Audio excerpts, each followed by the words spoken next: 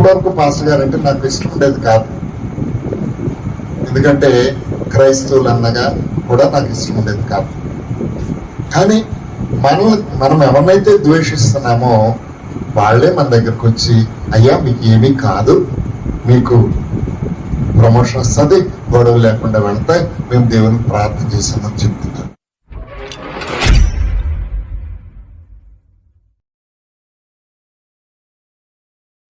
Collector గారితో చెప్పాను, అయ్యా నేను అన్ని కరెక్ట్ గానే చేశాను, ఎవరికి తప్పుడు పట్టాలు ఇవ్వలేదు, ఇదిగో మరి ఇద్దరు ఉన్నారు, ఇక్కడ ఉన్నారు, ఇవన్నీ తప్పులు చేసావట, నేను సస్పెండ్ చేయమంటున్నారు, నేను అన్ని ఆధారాలతో చూపెట్టాను, ఎవరికి తప్పుడు పట్టాలు ఇవ్వలేదు.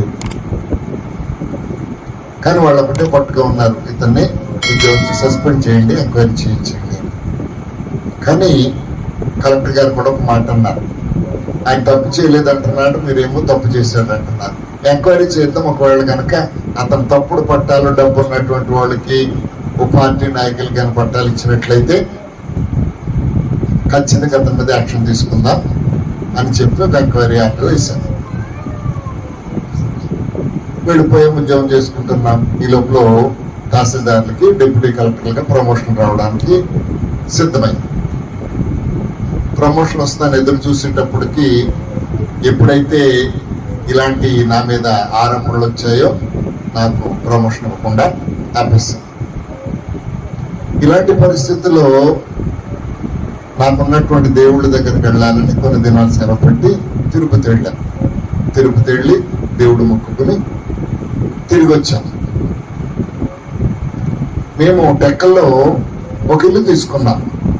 అది ఎవరి ఇల్లు అంటే ఒక పాస్టర్ గారి చర్చి పక్కన ఉన్నటువంటి ఇల్లు తీసుకున్నాం. ఆ ఇంట్లో దిగడానికి నాకు ఇష్టం లేదు.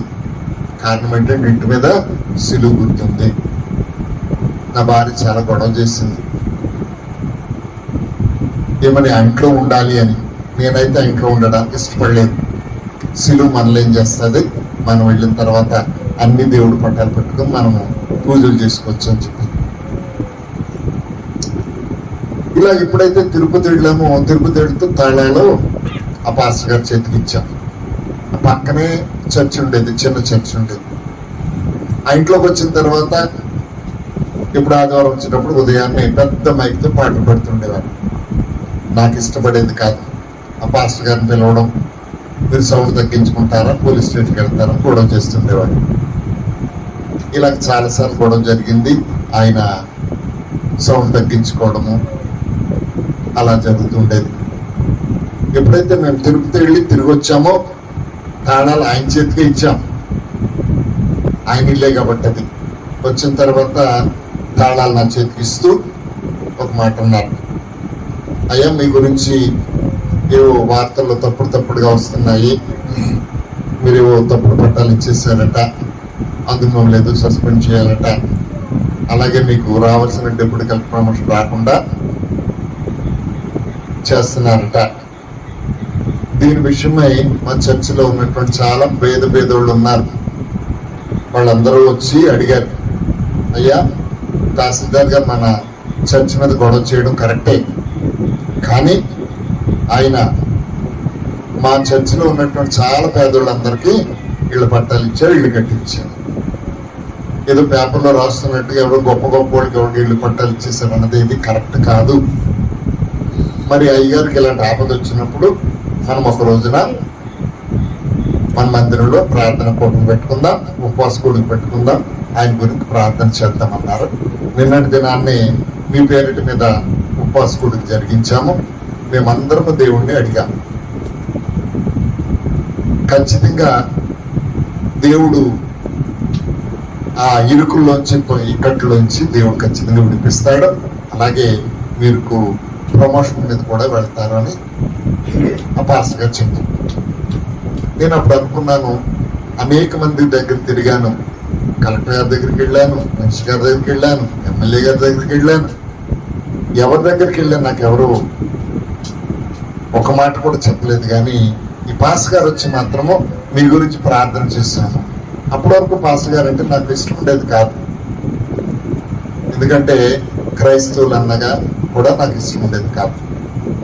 కానీ మనం ఎవరినైతే ద్వేషిస్తున్నామో వాళ్ళే మన దగ్గరకు వచ్చి, అయ్యా మీకు ఏమీ కాదు, మీకు ప్రమోషన్ వస్తుంది, గొడవ లేకుండా వెళ్తాయి, మేము దేవునికి ప్రార్థన చేసామని చెప్తున్నారు. అప్పుడు నాకు చాలా ఆశ్చర్యం వేసింది. ఎవరైనా మన శత్రువు మనకు ఎదురు కనపడితే ఏం చేస్తాం? ముఖం తెప్పించుకుని వెళ్ళిపోతాం. కానీ ఆ పాస్టర్ గారు, ఆ సంఘంలో ఉన్నటువంటి వారు ఏం చేశారట? నా గురించి ప్రార్థన చేశారు. అన్యులకి క్రైస్తవులకు ఉన్నటువంటి తేడా. ప్రభు మనతో చెప్తున్నాడు, ఎవరిని ప్రేమించారట? నీ శత్రువుని ప్రేమించు, నీ శత్రువు గురించి ప్రార్థన చేయి. దేవుల్లో ఉన్నటువంటి మంచి లక్షణాలు అదే మనకు బోధిస్తారు, వాటిని మనము ఆచరించాలి. పాస్టర్ గారు ఇలా చెప్పినప్పుడు నేను ఆలోచించాను, ఎవరో నాకు సహాయం చేయడానికి ముందుకు రాలేదు, ఎవరో నా తరపున ఎవరో మాట్లాడలేదు, కానీ ఈ పాస్టర్ గారు నా తరపున మాట్లాడుతున్నారు. ఎవరు ఇన్ని దేవుడి దగ్గరికి వెళ్ళాను, ఎవరో నాకు వాగ్దానం చేయలేదు, కానీ ఈ పాస్టర్ గారు నాకు చెప్తున్నారు. సరే, చాలా బాగుంది అనుకుంటే ఆయన మాట్లాడతారు, అయ్యా మేము అడిగాం, కానీ మరి మీరు కూడా ఒకసారి వచ్చి మందిరంలోకి వచ్చి అడిగితే బాగుంటుంది. అబ్బో నేను క్రైస్తవుని కాదు, నేను అడగను అని చెప్పాను. కానీ ఎందుకు అనిపించింది, ఏమో ఈయన కూడా దేవుడు అంటున్నారు కదా, వెళ్ళి ఒకసారి అడిగితే బాగుంటుందేమో అని ఆ దినాన్నే ఆ రాత్రి వెళ్ళి మందిరంలోకి వెళ్ళి కూర్చుని అడిగాను, నువ్వు నిజంగా దేవుడు అయితే? ఇప్పుడు వరకు నాకు ఎవరు సహాయం చేయలేదు, అధికారులు చేయలేదు, రాజకీయ నాయకులు చేయలేదు, నా తరపున ఎవరు మాట్లాడలేదు. నువ్వు దేవుడు అని చెప్తున్నారు, ఖచ్చితంగా వీటన్నిటిలో విడిపిస్తావని చెప్తున్నారు. నువ్వు నిజంగా దేవుడు అయితే ఈ గొడవలన్నింటిలో విడిపించి నాకు డిప్యూటీ కలెక్టర్ ప్రమోషన్ రావాలి, ఎందుకంటే రాదని తేల్చేశాను. వెళ్ళి అడిగేసి వచ్చేసాను. తర్వాత కొన్ని దినాలు జరిగిపోయింది, ప్రమోషన్ లిస్ట్ వచ్చేసింది. ప్రమోషన్ లిస్ట్ వస్తే దాంట్లో నాకు కూడా ప్రమోషన్ వచ్చింది. దేవుని స్తోత్రం. ఎందుకు వచ్చింది ఏమిటి అన్నది నాకు తెలీదు, మా కలెక్టర్ గారు కూడా తెలీదు. తర్వాత ఒకసారి మరలా హైదరాబాద్ వెళ్ళి అడిగాను, ఎందుకు జరిగింది ఏమిటని అడిగితే, ఏమనండి మీ పేర్లు అయితే మీకు ప్రమోషన్ ఇవ్వకూడదని రాసి పెట్టారు, కానీ సీఎం గారి దగ్గరికి వెళ్ళేటప్పటికి అందరికీ ప్రమోషన్ ఇచ్చేయండి, తర్వాత ఎంక్వైరీ చేసుకోండి అన్నారు. దేవునికి స్తోత్రం. అధికారుల ఆజ్ఞలను మార్చివేసే దేవుడు. దేవునికి కృప కలిగితే దేవుని వాక్యం ఉంది. మత్తయి సువార్త 7వ అధ్యాయం 7వ వచనంలో ఒక మాట ఉన్నది, ఏంటి చెప్పండి ఒకసారి. మత్తయి సువార్త 7వ అధ్యాయము 7వ వచనం, అడుగుడి మీకు ఇయ్యబడును. దేవునికి స్తోత్రం. ఒకే మాట ఉంది అక్కడ, అడుగుడి మీకు ఇయ్యబడును, వెదకుడి మీకు దొరుకును, తట్టుడి మీకు తీయబడును, అడుగు ప్రతివాడు పొందుకొనును. దేవునికి స్తోత్రం.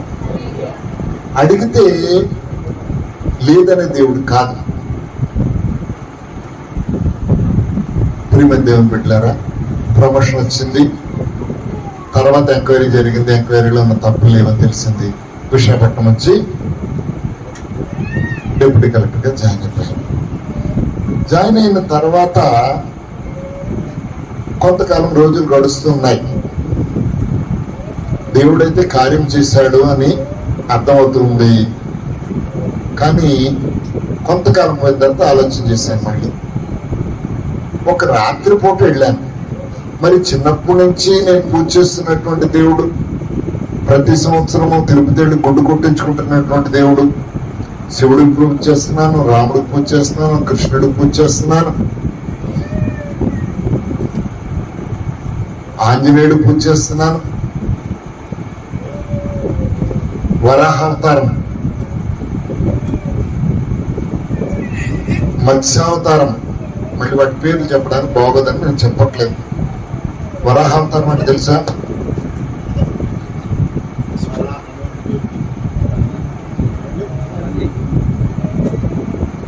దేవుడే. ఇలాంటి వాటికన్నిటికీ పూజ చేసుకుంటూ వెళ్ళాం.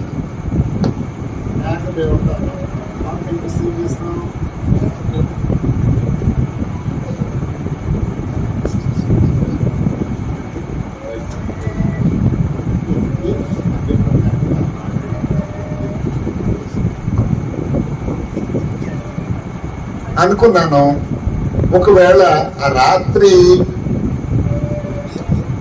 చర్చిలోకి వెళ్ళి కనుక అడగకపోయి ఉన్నా కూడా నాకు వచ్చి ఉండేదేమో, ఎందుకంటే నా దేవుళ్ళు నాకు ఉన్నారు కదా అని ఏం చేశాను, ఒక 5-6 సంవత్సరాలు మళ్ళా అటు పోలేదు, ఆ దేవుడి దగ్గరికి పోలేదు, ఈ దేవుడి దగ్గరికి కూడా పోలేదు.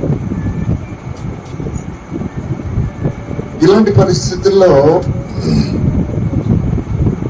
అమ్మగారు ఏం చేస్తున్నారు, ఆవిడ పూజలు పునస్కారాలు, సముద్రం ఉంది సముద్రంలో స్నానాలు, గోదావరి ఆవిడది రాజమండ్రి గోదావరిలో స్నానాలు, ఇలాంటివన్నీ చేస్తూ శివరాత్రులు కార్తీక మాసాలు ఇవన్నీ కూడా జరిగిస్తున్నారు.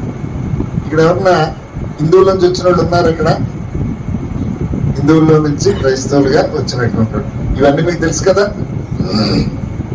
చాలా నా భార్యకి నాకు చాలా భక్తి ఎక్కువ, అవన్నీ చేస్తుండేవాడు. నేను విశాఖపట్నంలో ఆర్టీఓగా పనిచేస్తున్నాను. ఓ పాస్టర్ గారు వచ్చుతుండేవారు, నాకు అస్తమానం వచ్చి అయ్యా మాకు చర్చ్ కోసం స్థలం లేదు అని అలా తిరుగుతుంటే నాకు అనిపించింది, అనేకమైనటువంటి మందిరాలకి వాటికి స్థలాలు ఇస్తున్నారు, చర్చికి స్థలం అడుగుతున్నారు, దేవుడు ఒక కార్యం చేసినట్టుగా నాకు గుర్తు. సరే అవునో కాదో నాకు తెలియదు, కానీ మందిరానికి ఒక స్థలం చూస్తే బాగుంటుందని ఒక స్థలం చూశాను. స్థలం చూసి మరి మందిరం కట్టుకోవడానికి డబ్బులు లేవన్నారు. అప్పుడు నాకు తెలిసినటువంటి కాంట్రాక్టర్ వాళ్ళందరినీ పిలిచి ఒక మంచి మందిరాన్ని కట్టిపెట్టాను. అప్పుడు ఎందుకు చేంజ్ చేస్తున్నారు ఆయన, ప్రతిరోజు నేను ఉద్యోగం అయ్యి ఇంటికి వెళ్ళేటప్పటికి రాత్రి 9-10 అయింది. ఆ టైంలో వచ్చి ప్రభువు యేసుక్రీస్తు గురించి చెప్పడం మొదలు పెట్టేవాడు. కొన్ని దినాలు వినేవాడిని, ఒక్కోసారి బయటకు వస్తే తలుపు ఎంత కొట్టినా కూడా తలుపు తీయకుండా అలా వదిలేసేవాడు. పాప ఆయన అరిచి తలుపు కొట్టి వెళ్ళిపోతుండేవాడు. కానీ ఆయన చెప్పినప్పుడు నాకు చాలా తేడాగా అనిపించింది. అన్ని మతాల్లో ఉంది దుష్ట శిక్షణ శిష్ట రక్షణ. అంటే ఏంటంట, దుష్టుల్ని శిక్షించాలి, శిష్టుల్ని శిష్టులు అంటే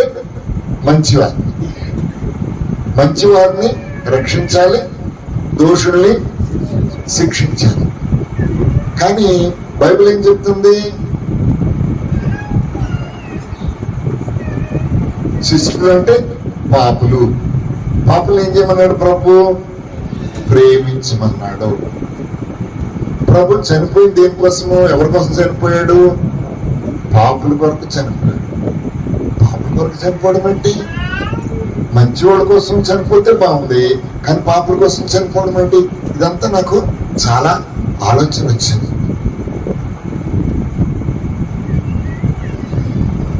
ఎవరైనా మంచి వాళ్ళ కోసం చనిపోవచ్చు, ఒక అడ్డు ఉండొచ్చు, కానీ బైబిల్లో అనేక చోట్ల రాసింది పాపులను రక్షించడానికి ప్రభు అయిన క్రీస్తు లోకంలోకి వచ్చింది. ఇవి చెప్తూ ఉన్నప్పుడు కొద్దిగా ఒక మంచి అభిప్రాయం నాకు కలుగుతుంది.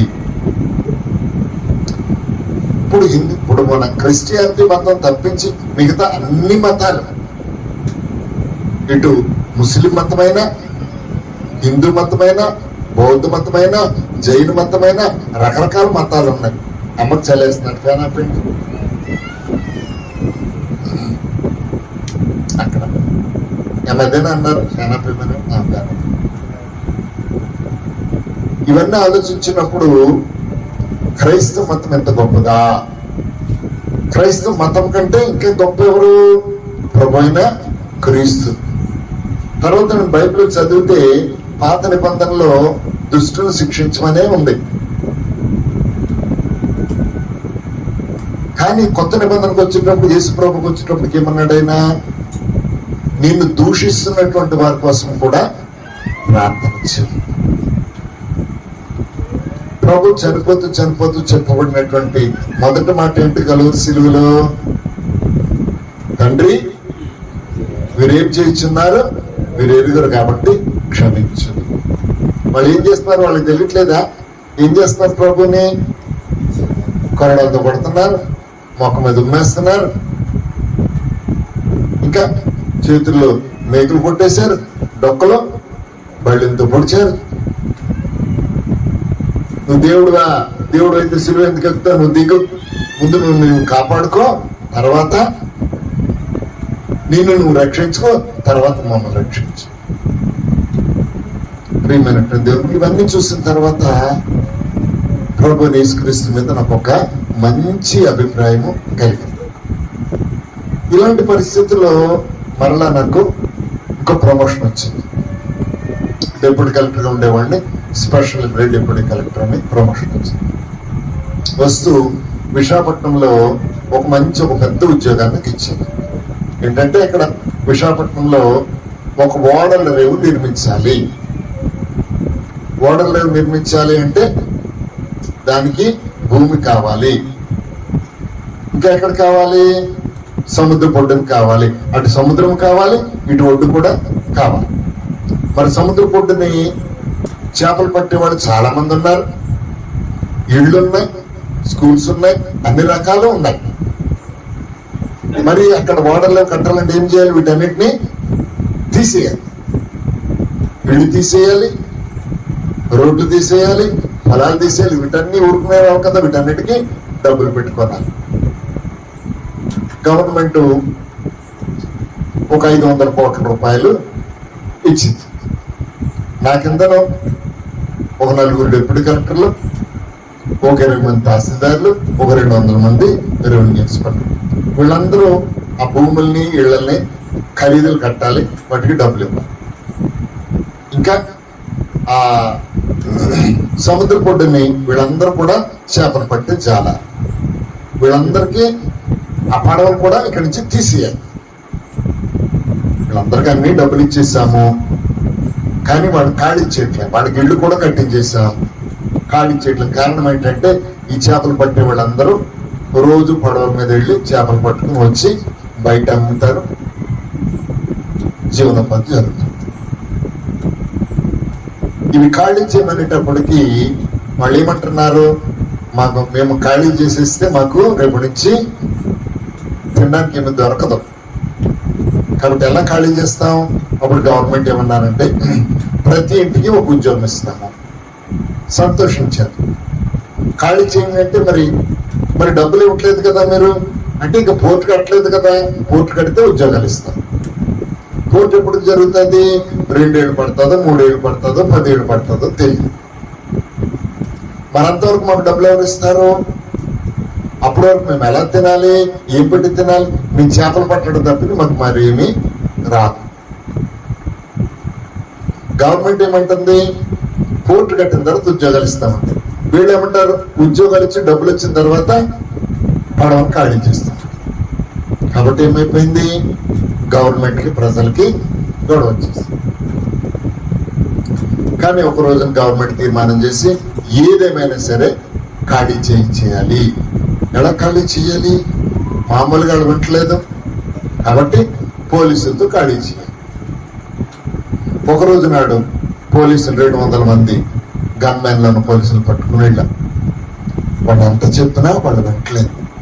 వాళ్ళందరూ పడవలన్నీ వరుసగా పెంచారు. 200 మంది పోలీసులు ఉన్నారు, ఆ ఊరి జనమంతా కాసుకుని ఉన్నారు. వాళ్ళు ఏమంటారంటే, మీరు ఖాళీ చేయాలనుకుంటే మమ్మల్ని చంపేసి ఖాళీ చేయండి అని అడుగుతున్నారు. ఇక పైనుంచి అధికారులు ఫోన్లు, అయిందా ఎలాగవుతుంది? అప్పుడు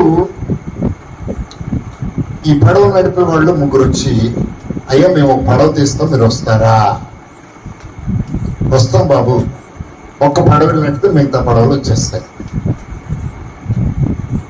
ఆ 3తో పాటు నేను వెళ్ళాను. మిగతా అధికారులందరితో చెప్పాను, అబ్బాయి ఒక పడవలో నేను ధైర్యం చేసి మేము వెళ్తున్నాము, నేను మిగతా పడవల్ని వెనకాల తీసుకురండి. వాళ్ళందరితో చెప్పాను, నేను పడవెక్కాను, ఆ పడవెక్కి వేరే ఊరికి తీసుకుని వెళ్ళిపోయాను. ఎక్కడైతే ఈ పడవలన్నీ పెట్టాలనుకున్నా ఆ ఊరి పేరు యారాడ అంటారు. అక్కడికి వెళ్ళిన తర్వాత 9 గంటలకు వెళ్ళాం. 9 గంటల నుంచి మధ్యాహ్నం అయిపోయింది, సాయంత్రం అయిపోయింది, సాయంత్రం 7 గంటలు అయిపోయింది. అప్పటికి కొత్తగా సెల్ ఫోన్లు వస్తున్నాయి. 2007వ సంవత్సరం. అక్కడ కొండలు అడ్డున్నాయి కాబట్టి ఫోన్ రావట్లేదు. అక్కడ ఏం జరిగిందో మనకు తెలియదు. పడవలు రాలేదు. ఈ నా పడవ తీసుకుని వచ్చినటువంటి వాళ్ళు ఎక్కడికి వెళ్ళిపోయారు కూడా తెలీదు. ఆ ఊరు వాళ్ళు ఏదో నా కోసం భోజనం తీసుకొచ్చారు, ఫోన్ చేసాము, సాయంత్రం అయిపోయింది.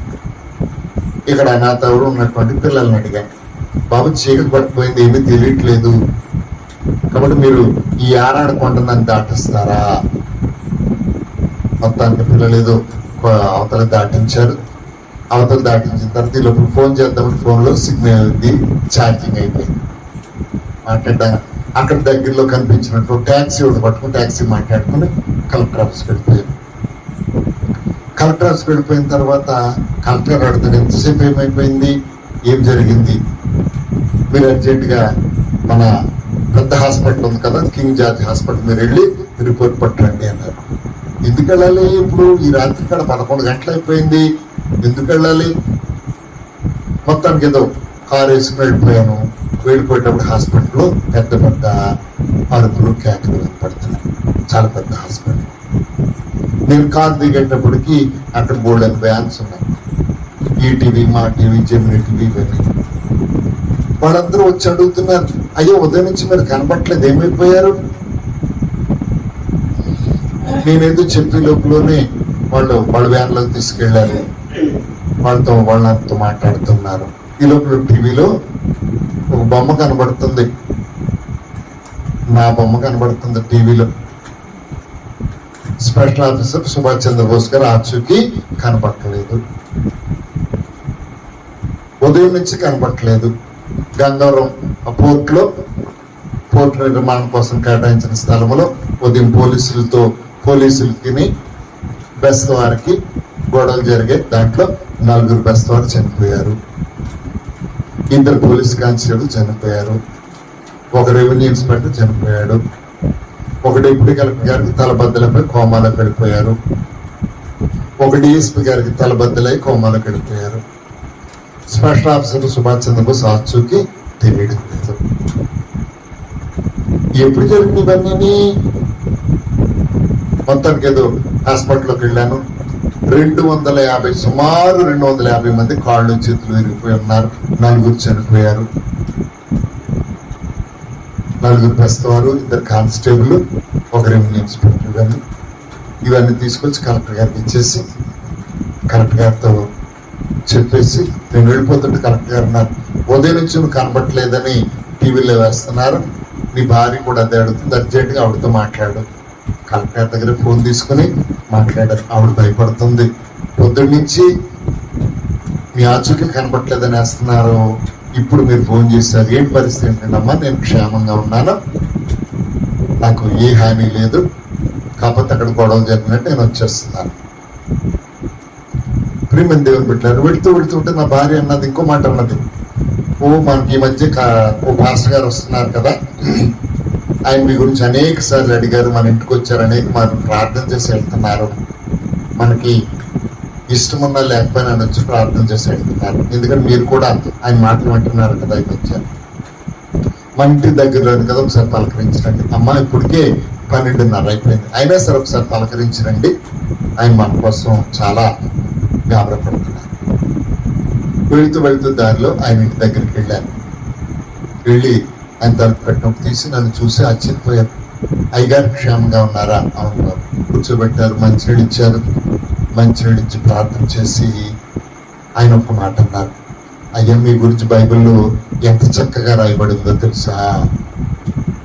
నా గురించి బైబిల్లో రాయబడి ఉండడం ఏంటి అని అడిగితే ఆయన బైబిల్ వచ్చి కొన్ని మాటలు తీసి చదువుతున్నారు. ఒకసారి చూడండి అమ్మా, 91వ కీర్తన 7వ వచనం ఒకసారి చూడండి. నీ ప్రక్కన 1000 మంది పడినాను, నీ కుడి ప్రక్కన 10,000 మంది కూలినాను, అపాయం నీ యొద్దకు రాదు. ఏంటంటే నీ ప్రక్కన 1000 మంది పడినాను, కుడి ప్రక్కన 10,000 మంది కూలినాను, అపాయం నీ యొద్దకు రాదు. మరి నా చుట్టుపక్కల ఉన్నటువంటి వారు చనిపోయారు, దెబ్బలు తిన్నారు అనేక మంది, కానీ నాకు ఒక చిన్న దెబ్బ కూడా తగలేదు. 11వ వచనం చూడమ్మా. నీ మార్గములన్నిటిలో నిన్ను కాపాడుటకు ఆయన నిన్ను గూర్చి తన దూతలకు ఆజ్ఞాపించును, నీ పాదములకు రాయి తగలకుండా వారు నిన్ను తమ చేతుల మీద ఎత్తి పట్టుకుందరు. దేవునికి స్తోత్రం.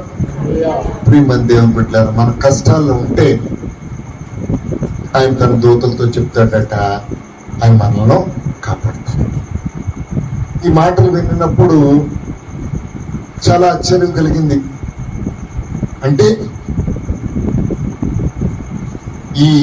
ఆ బెస్తవారు ముగ్గురిని దేవుడు నా కొరకు పంపించాడా? సరే, వెళ్ళిపోయాను, ఇంటికి వెళ్ళిపోయాను.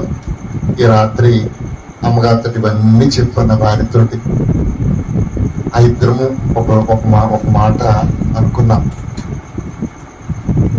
ఇలా దేవుడు కనుక కాపాడకపోతే మనం ఏమై ఉండేవారము అనుకున్నాం.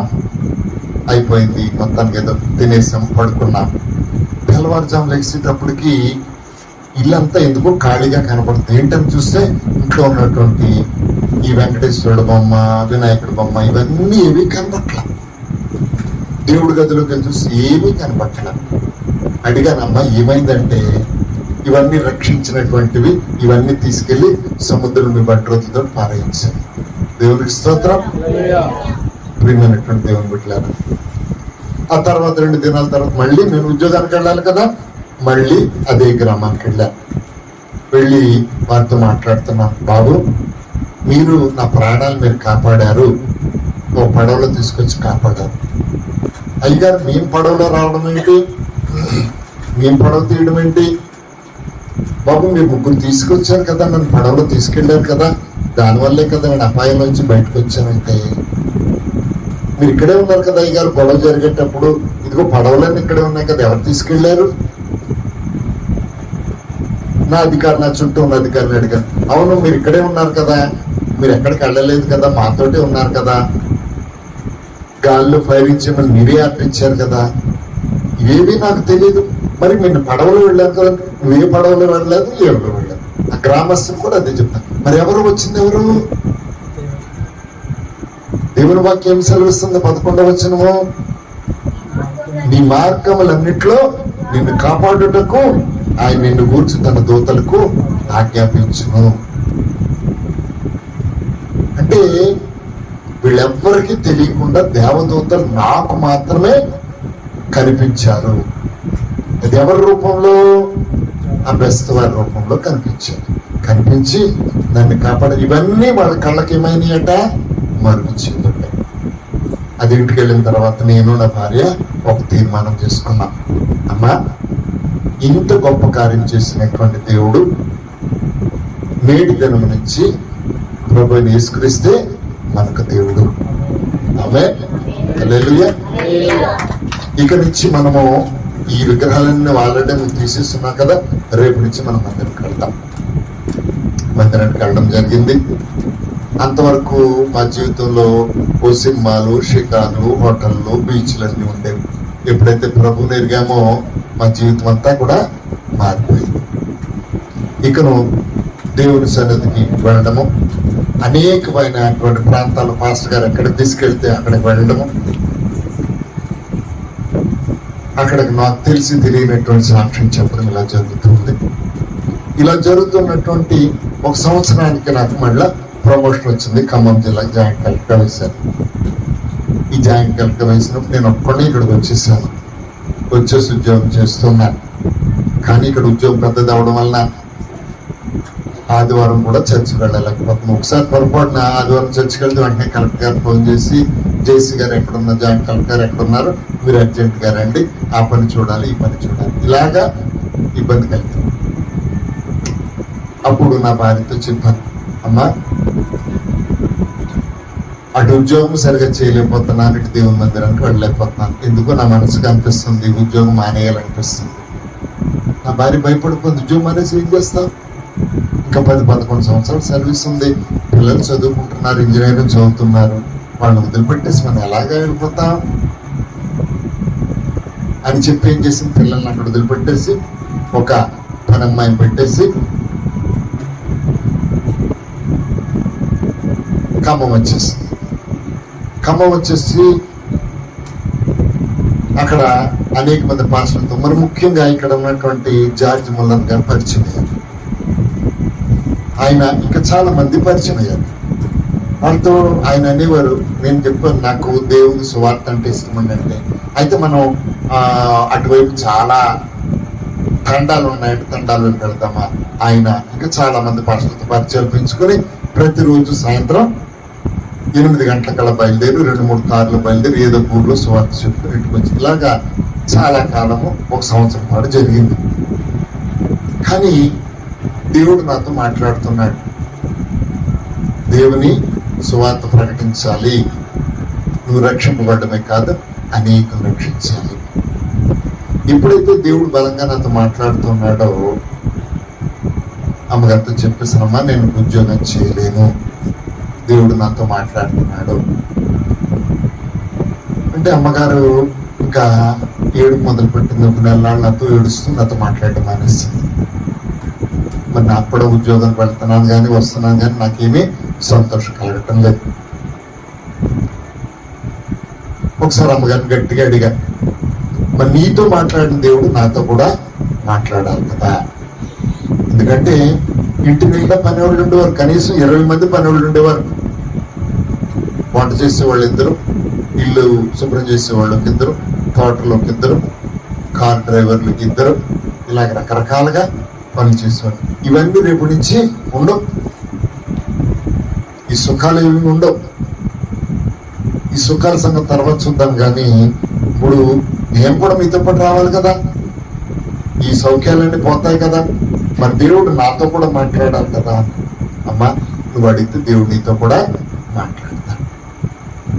1 వారం దినాల తర్వాత ఏడ్చుకుంటున్న దగ్గరకు వచ్చి, అయ్యా దేవుడు నాతో మాట్లాడాడు. ఏం మాట్లాడాడమ్మా?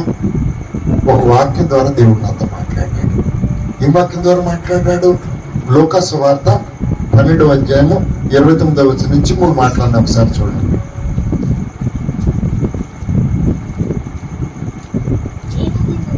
ఏమి తిందుమో ఏమి త్రాగుదమో అని విచారించుకుడి, అనుమానం కలిగి ఉండకుడి.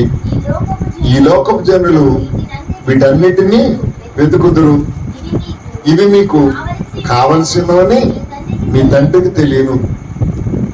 ఇంకా మీరైతే ఆయన రాజ్యమును వెదకుడి, దానితో కూడా ఇవి మీకు అనుగ్రహించబడం. దేవుని స్తోత్రం.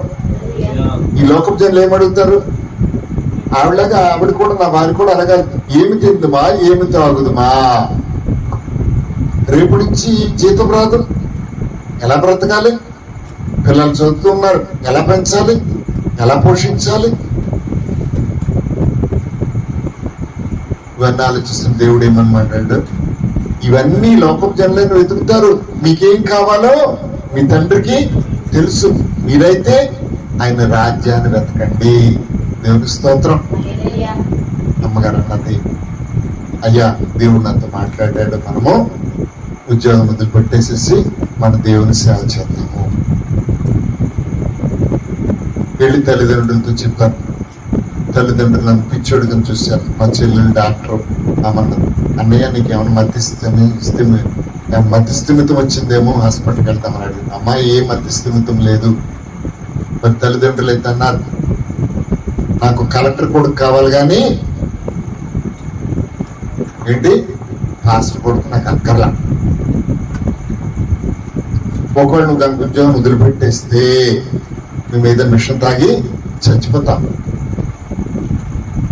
ఒకవేళ అంతకు ఉద్యోగం వదిలిపెట్టాలంటే మీ పిల్లలు చదువులు పూర్తవ్వాలి, వాళ్ళకి ఉద్యోగాలు రావాలి, అప్పుడు మాత్రమే నువ్వు ఉద్యోగం వదిలిపెట్టి నువ్వు అప్పుడు ఎక్కడ పోయినా మాకు పర్వాలా.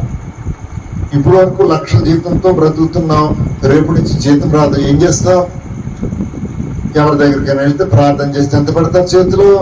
10 రూపాయలు పెడతారు, 100 రూపాయలు పెడతారు. వాటితో బతుకుతావా నువ్వు?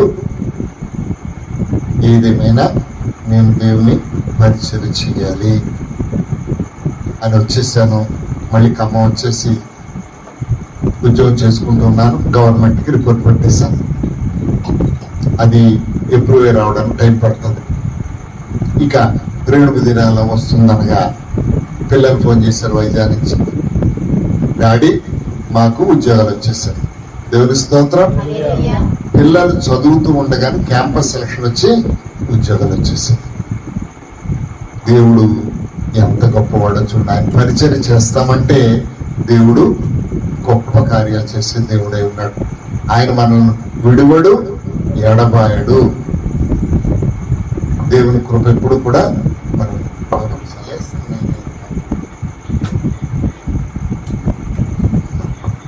దేవుని స్తోత్రం. ప్రియమైన దేవుని బిడ్డలారా, గవర్నమెంట్ దగ్గర నుంచి యాక్సెప్ట్ అయిపోయింది, వచ్చేసింది. ఆ రోజున ఉద్యోగం నుంచి బయటకు వచ్చేసి ఆ రోజున ఖమ్మంలో ఉన్న దైవజనులందరూ ఒక చోట మీటింగ్ పెట్టి నన్ను నా భార్యను అభిషేకించి విశాఖపట్నం పంపించేశారు. విశాఖపట్నం వెళ్ళిపోయాం. పరిచయం ఏంటి, ఏం చేయాలి మాకు తెలీదు, సేవ ఏం చేయాలో తెలీదు. చర్చికి వెళ్ళి పాస్టర్ గారితో వెళ్తున్నాము, రోజు వెళ్తున్నాము, వస్తున్నాము, ఏం చేయాలో అర్థం కాలేదు. ఇలాగా ఒక 6 నెలలు గడిచిపోయిన తర్వాత ప్రభుని ప్రార్థన చేస్తాం. ప్రభువా పరిచయం ఏంటి, ఏం చేయాలి, ఎక్కడ చేయాలి, ఎలా చేయాలి, ఎలా ప్రారంభించాలి తెలీదు ప్రభువా. ఇలాంటి సమయంలో ఖమ్మం నుంచి ఒకసారి ఫోన్ వచ్చింది, అయ్యగారు మా ఊరు వచ్చి సాక్ష్యం చెప్పాలి, ప్రభువా ఏదో బాగున్నది అని ఖమ్మం వచ్చి సాక్ష్యం ఇచ్చేసి మళ్ళీ విశాఖపట్నం వెళ్ళిపోయారు. ఎప్పుడైతే ఖమ్మం వచ్చి సాక్ష్యం ఇచ్చానని తెలిసిందో అనేక మంది పిలవడం మొదలు పెట్టారు. మా చర్చిలో సాక్ష్యం చెప్పండి, మా చర్చిలో సాక్ష్యం చెప్పండి. ఇక మొత్తము ఈ ఖమ్మం జిల్లా అంతా పాకేసింది. అనేక ప్రాంతాల్లో వాడపడటం జరుగుతుంది. అప్పుడు అమ్మగారు అన్నారు, మీరు అక్కడే ఉండిపోతున్నారు, నేను ఇక్కడ ఉండిపోతాను, పిల్లల్ని ఇక్కడ వదిలేసి మళ్ళీ వచ్చేస్తాను. పిల్లలు చదువుతున్నారు, పిల్లల్ని ఒక పని మనిషిని పెట్టేసేసి వచ్చేసాను. ఇక్కడికి వచ్చేసిన తర్వాత అనేక మంది దైవజనులతో కలిపి తిరగడం, అనేక చోట్ల మీ సాక్ష్యం చెప్పండి, వాక్యం చెప్పండి అని అడుగుతుంటే వెళ్ళడం రావడం జరుగుతుంది. దూర ప్రాంతాలు వెళ్తున్నా కష్టమైపోతాం. చిన్న కారు ఉండేది, ఆ కారు మీద వెళ్ళేవాడిని. ఇంకా దూరాలైతే ట్రైన్లో వెళ్ళేవాడిని, బస్సులో వెళ్ళేవాడిని. ఇలా జరుగుతున్నటువంటి సమయంలో ఒక ఆయన ఫోన్ చేశారు, అయ్యా నా భార్యకి బాగాలేదు, వచ్చి ప్రార్థన చేయండి. వస్తాం బాబు, ఎక్కడ వీళ్ళంటే మాది హైదరాబాద్. హైదరాబాద్ ఎలా రావాలి? ఇప్పుడు కష్టం కదా. తర్వాత లేదు లేదండి మీ గురించి కనుక్కున్నాను నేను, మీరు అర్జెంటుగా రావాలి, హైదరాబాద్ రావాలి, మీ కారు కూడా ఏర్పాటు చేశాను అని ఇమీడియట్ గా కారు వచ్చింది. ఆ కారులో బయలుదేరి హైదరాబాద్ వెళ్ళిపోయాం. వెళ్ళిపోయేటప్పటికి 3 గంటలు అయిపోయింది, మధ్యాహ్నం 3 గంటలు అయిపోయింది. అయ్యా లేట్ అయిపోయింది, భోజనం చేయండి అన్నారు. భోజనం చేసేసాను. భోజనం చేసిన తర్వాత చాలా చాలా పెద్దలు, చాలా గొప్పవాళ్ళలాగా ఉన్నారు వాళ్ళు. భోజనం చేసిన తర్వాత హాల్లో కూర్చోబెట్టారు, ఏసీ హాల్లో కూర్చోబెట్టి ఆయన వచ్చి, అయ్యా ప్రార్థన చేయండి అన్నారు. మీ భార్యకి బాగాలేదన్నారు కదంటే, లేదు లేదు అయ్యారు బాగానే ఉన్నది, కానీ మీతో ప్రార్థన చేయించుకొని పిలిపించామండి అన్నారు. ప్రార్థన చేసిన తర్వాత ఆయన ఓ డబ్బులు సంచి తీసుకొచ్చి పెట్టాడు. ఏంటి బాబు ఇదంటే, మీరు ఖమ్మంలో జాయింట్ కలెక్టర్ ఉన్నప్పుడు ఒక మంచి స్కార్పియో వేసి తిరిగేవారట. దేవుడు మాతో చెప్పాడు, మీరు అనేక ప్రాంతాలు సువార్త ప్రకటిస్తున్నారట, దేవుడు ఈ డబ్బులతో మీకు ఒక కారు కొనివ్వన్నాడు. దేవుని స్తోత్రం. ప్రేమ దేవుని బిడ్డలారా, నేను అన్నాను కారు ఇప్పుడు నేను అలా కొనుక్కొని అయితే డబ్బులు ఉంచున్నాను, డబ్బులు పంపించి 1 గంట లోపల కారు తెప్పించేస్తాను.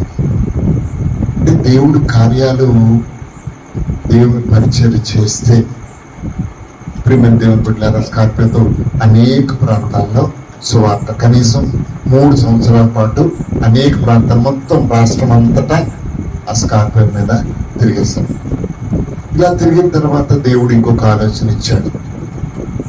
మందిరం కట్టాలి. మందిరం కట్టాలంటే ప్రభుని అడిగాను, ప్రభు డబ్బులు ఎక్కడి మందిరం కట్టడానికి? వైజాగ్లో కొన్నటువంటి ఇల్లు చూపించాడు దేవుడు. శ్రీమద్ దేవుడు బిడ్డలారా, ఆ ఇల్లు అమ్మేసేసి ఒక మంచి మందిరం గ్రామంలో కట్టాం. కానీ సభ్యులు లేరు, విశ్వాసం లేదు. ఏం చేయాలి అప్పుడు? మంచి మందిరం అయితే కట్టేశాం, ఇక తెలిసినటువంటి వాళ్ళ దగ్గరికి వెళ్ళడము, దేవుడి గురించి చెప్పడం, తీసుకురాదు. అలాగా ఇప్పటికి 8 సంవత్సరాలు అయింది. సుమారుగా ఒక 70 మందికి అన్యుల్ని రక్షించడం జరిగింది. దేవుని స్తోత్రం. ఇలాగే 3 సంవత్సరాల క్రితము ఆంధ్ర బోర్డు జగ్గేపేట అని ఉంది. జగ్గేపేట దగ్గర ఒక విలేజ్ ఉంది, మక్కపేట. అక్కడ నుంచి ఒకిద్దరు వచ్చారు. ఏదో జబ్బు వచ్చింది మాకు ఎవరో చెప్పారు, కరెక్ట్ గా చర్చ్ ఉంది అక్కడికి వచ్చారు. ఒక 2-3 వారాలు వచ్చి సాక్ష్యం చెప్పారు. అయ్యా మాకు తగ్గింది. అమ్మ అంత దూరం నుంచి వస్తున్నారు, 50 కిలోమీటర్ దూరం, మీరు అక్కడ దగ్గర చర్చిలో చూడండి అనుకుంటే వాళ్ళు ఏం చేశారు, అక్కడ నుంచి వాళ్ళతో పాటు 2, 3, 4 తీసుకురండి మొదలుపెట్టారు. అప్పుడు ప్రతి నెలలో 2వ శనివారము ఏదో ఒక ప్రాంతానికి వెళ్ళి సువార్త చెప్తుండేవాడు. సరే ఈసారి ఆ ప్రాంతం వెళదామని అక్కడ సువార్త చెప్పడానికి వెళ్ళి ఆ ఊరంతా తిరిగి సువార్త చెప్పినప్పుడు అనిపించింది, ఖచ్చితంగా అక్కడ ఒక 2 మందిరాలు ఉన్నాయి, కానీ ఇవి వేరు వాళ్ళు ఉన్నాయి. వీరంతా అంజులు వీళ్ళకి మందిరం లేదు, ఖచ్చితంగా ఇక్కడ మందిరం కావాలి అని ఆలోచించేసి అక్కడ కూడా ఒక మంచి మందిరాన్ని కట్టడం జరిగింది. దేవుడు ఒక మంచి అద్భుతం చేశాడు. ఎక్కడో నాకు ఒక ల్యాండ్ ఉండేది, 200 గజాల ల్యాండ్ ఉండేది. అది అమ్ముదాం అనుకున్నప్పటికి కోర్టు గొడవలోకి వెళ్ళిపోయింది. కానీ ఖచ్చితంగా ఎప్పుడైతే ఈ చర్చికి అవసరమైందో ఆ ల్యాండ్ గొడవలన్నీ విడిపోయి సుమారుగా 45 లక్షల రూపాయలు, 4 లక్షలకు అమ్ముదాం అనుకున్నటువంటి ల్యాండ్ 45 లక్షల రూపాయలు వచ్చింది. ఎప్పుడైతే డబ్బులు వచ్చినాయో అక్కడ 15 లక్షలు పెట్టి స్థలం తీసుకుని ఇంకొక 20 లక్షలు పెట్టి మందిరం కట్టేసి శ్రీమద్ దేవుని బిడ్డలు అక్కడ కూడా పరిచర్య జరుగుతుంది. ఇక అక్కడ సుమారుగా ఒక 70 మందిని మరలా రక్షించడం జరిగింది. ఈ 2 మందిరాలు చూడడం కాదు, కానీ అనేక ప్రాంతాల్లో సువార్త ప్రకటిస్తూ ఈ రోజున మీ దగ్గర రావడానికి దేవుడు కృపనిచ్చాడు. కాబట్టి ప్రియమైన దేవుని బిడ్డలారా, దేవుణ్ణి నమ్మినటువంటి బిడ్డలను దేవుడు ఇప్పుడు విడిచిపెట్టే దేవుడు కాదు. సాక్ష్యాన్ని అనేక మందితో పంచుకోండి. దేవుడు ఎంత అద్భుతాలు చేస్తాడో తెలుసుకోండి. ఖచ్చితంగా దేవుడు మీ జీవితాల్లో కూడా అద్భుతాలు చేస్తాడు. ఈ మాటలు దేవుడు దీవించును గాక. ఆమేన్.